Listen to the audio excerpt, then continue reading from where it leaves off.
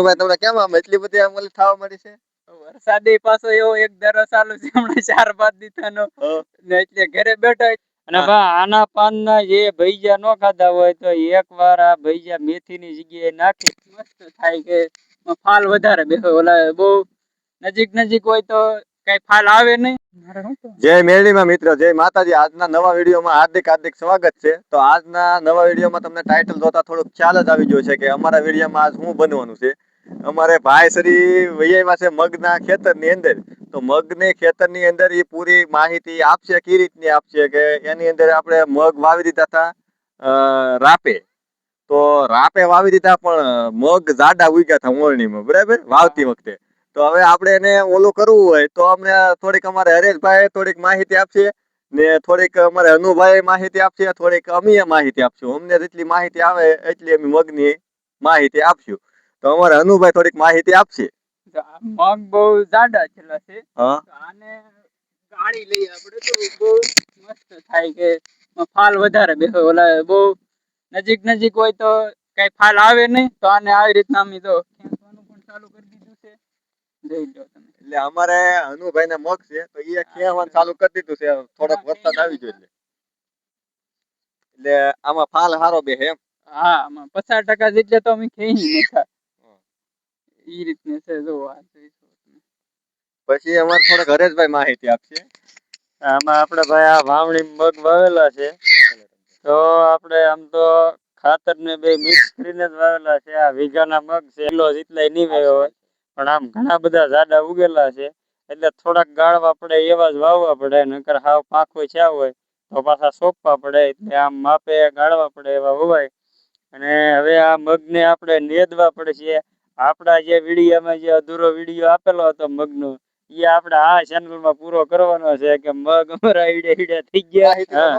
મગની માહિતી નો આપી એટલે અમે આમાં મગની માહિતી આપી કે મગ આમ તો આપણે મોટા થઈ ગયા ના તરપચ્યા મગ વાવેલા છે. એટલે લગભગ આ 1.5 મહિનામાં અને સિંગ આવતી થઈ જાય.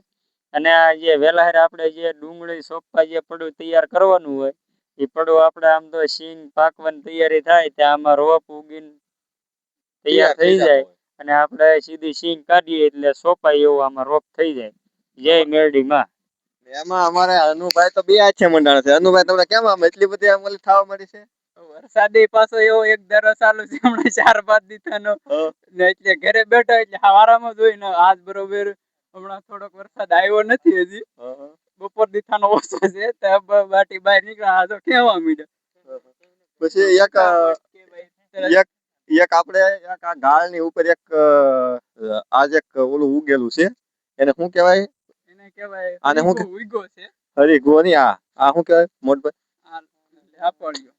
આ લેપાળો નામનું આ ઝાડવું આવે. અમારે આ બાજુ લેપાળો કે તમારે બાજુ જે કહેતા હોય ઈ તો અમને જરીક કોમેન્ટ કરીને જણાવજો. અમારે આને લેપાળો કે આનું એક શું કહેવાય, આને પાંદડું ઓલું કરીને લાગ્યું હોય આપણે સોપડી તો આપણી પાસે કઈ ખેડૂત પાસે ઓલું તો ન હોય કે સારું થઈ જાય. ગઢિયાની જૂની કેણી છે અને આપણે લગાડ આ લેપાળાનું પાંદડું છે. તો આને આપણે આમ ઓલું કરીને આપણે જે લાગેલું હોય એની માથે આપણે ઓલું કરી નાખતા હોય તો લોહી બંધ થઈ જતું હોય ને પાકવા ન દેતી હોય માટે એવું હોય ને. રસનો જો આવે ને ઈ પણ લગાડે છે. જો આ રસ જે નીકળે ઈ પણ કઈક વાગ્યું હોય તો આમ લગાડી દેવાનું. એટલે મતલબમાં આપણે તો દેશી છે ને મતલબમાં આપણી પાસે કઈ દવા હોય નહીં.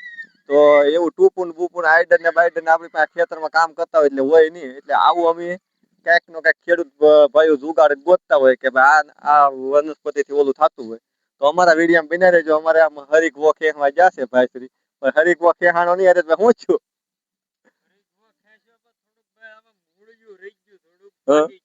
કેમ લાગે કોળી જાહે? સોંપવાનું તો છે જ, લગભગ તો 100% ઉગી જાય. આમાં મૂળિયા થોડા દેખાય જ છે. એટલે સોંપીએ એટલે અત્યારે વરસાદી વાતાવરણ છે અને ગરમાટ વાળું છે એટલે લગભગ તો આ ઉગી જ જાય. એટલે આપણે આ સોંપવો જ છે. અને આના પાનના જે ભૈજા નો ખાધા હોય તો એકવાર આ ભૈજા મેથીની જગ્યાએ નાખી અને ટેસ્ટ મારવો, સ્વાદ 1 નંબર આવશે આનો. આના જો ભજીયા ખાવાના, આની હિંગુ ખાવાના આપણા વિડીયો આપણી ચેનલ ઉપર અપલોડ કરેલા છે કે આના શું ફાયદા થાય છે. તો અમે ખેડૂત ભાઈઓને આવું જ કાંઈક નું કાંઈક બધું દેશી ઓલાથી ઉપયોગમાં લેતા હોય. આવા બધી વનસ્પતિ આ ચોમાસા ઉપર આપણે ઠેઠા ઉપર ને આપણે વાવેતર ને એવું બધું કરતા હોય. પછી એક અહીંયા બીજો એક વેલો ઉગેલો છે. આપણે આ ભાઈને આપી દો. આ વેલો શું કહેવાય ભાઈ? બિલકુલ. આ ગલકાનો વેલો કહેવાય. તમારી ભાષામાં શું કહેતા હોય અમને કોમેન્ટ કરીને જણાવજો. આ જો અમારે આનપાઈ ઉગેલા છે. આનપા જો સોળીના વેલા ઉગેલા છે. એવું બધું અમારે આમને અઠ્યા કંટોલા છે. અહીંયા જો ભાઈ કંટોલાનો વેલો છે. તો કંટોલા અત્યારે માર્કેટની અંદર 250 થી 300 રૂપિયા કિલોનો ભાવ છે.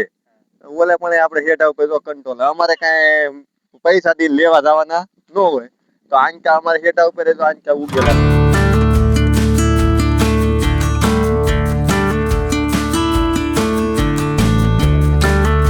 કંટોલા જો અત્યારે ફૂલ ઉઘડવાનું ચાલુ થઈ ગયું છે. આની ઉપરલી અમને એક આગાહી દીધી હતી આ કંટોલના વેલા ઉપરલી. તો એ અમારી આગાહી થોડીક હાસી પડી હતી. થોડીક નહીં આમ તો 100% અમારે હાસી પડી હતી. અમારે વરસાદ થઈ ગયો હતો. તો અમારે ભાઈ સરીએ જો અહીંયા અમારે ઝાડવા કાંઈ રોપણ કરવા જવા ન પડે. અમે વરસમાં તો કેટલા ઝાડવાનું રોપણ કરી દેતા હોય. તો ખેડૂત ભાઈઓને એવું જ હોય કે ઝાડવાનું લાટ રોપણ કરી દેતા હોય. તો આપણે જે ઝાડવા માનો કે આપણે કમસે કમ 60 થી 70 ઝાડવા તો અમે વરસની અંદર રોપણ કરતા. આ કપા ને આ બધું વનસ્પતિ ની તો અલગ અલગ. પણ આ રીતનું અમારું કઈક ઓલું હોય તો તુર ને બુર ને બધું વાવી દીધેલું છે અમારે હેઠ આવું ભાઈ. તો અમારો વિડીયો કેવો લાગ્યો લાઈક શેર કોમેન્ટ કરી દેજો. ને બીજા કયા ટોપિક ઉપર અમે વિડીયો ઉતારીએ તો અમને કોમેન્ટ કરજો. તો ખેતી લગતી અમને વિડીયો ઉતારવાની ખબર પડે. તો જય માતાજી બધાય.